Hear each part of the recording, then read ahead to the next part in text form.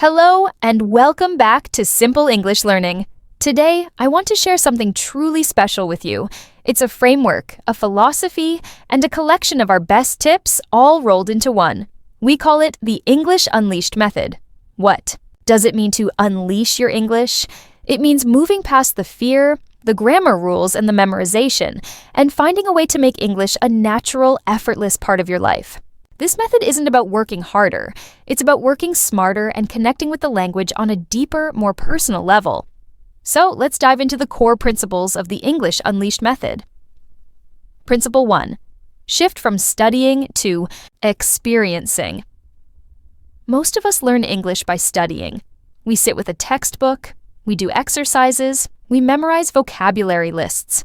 This is a good start, but it's not where fluency lives. Fluency lives in experience. Think about how you learned your first language. You didn't sit down and study grammar rules. You experienced the language through listening, repeating, and making mistakes. You experienced it through stories, songs, and conversations. Tip for success. Instead of just studying, find ways to experience English every day. Listen actively. Find a podcast or YouTube channel you love and listen to it every day.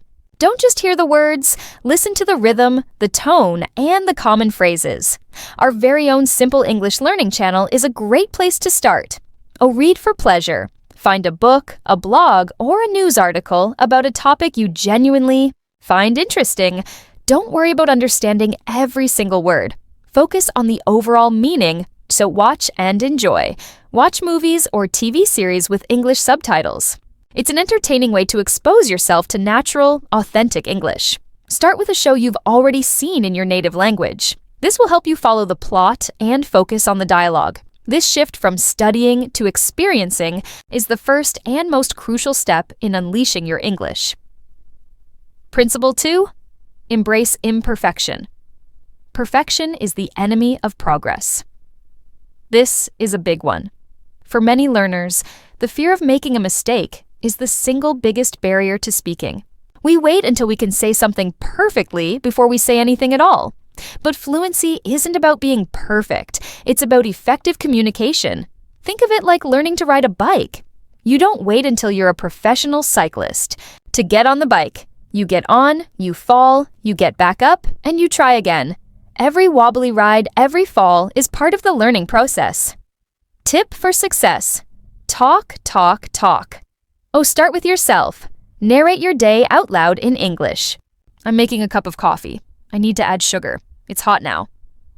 This builds a habit of thinking and speaking in English in a low-pressure environment. Find a language partner. Use an online app or a local group to find someone who is also learning English. This creates a safe space where you can both make mistakes without fear of judgment. Don't overthink it. If you can't remember a word, try to describe it. This forces you to be creative and use the vocabulary you already have. For example, if you can't remember the word microwave, you can say, "It's the machine that heats up food very quickly with electricity." Remember, a mistake is not a failure. It's feedback. It tells you what you need to work on next. Principle 3. Learn from context, not just lists. Memorizing long lists of vocabulary words is exhausting and often ineffective. You might know a word in a list, but you might not know how to use it in a sentence. True understanding comes from context. Tip for success: learn words in groups or phrases. Themed learning. Instead of learning random words, choose a theme like at the supermarket or giving directions. Learn all the words and phrases related to that theme together. This makes the new words much more memorable because they're connected to a specific situation. Use flashcards with sentences.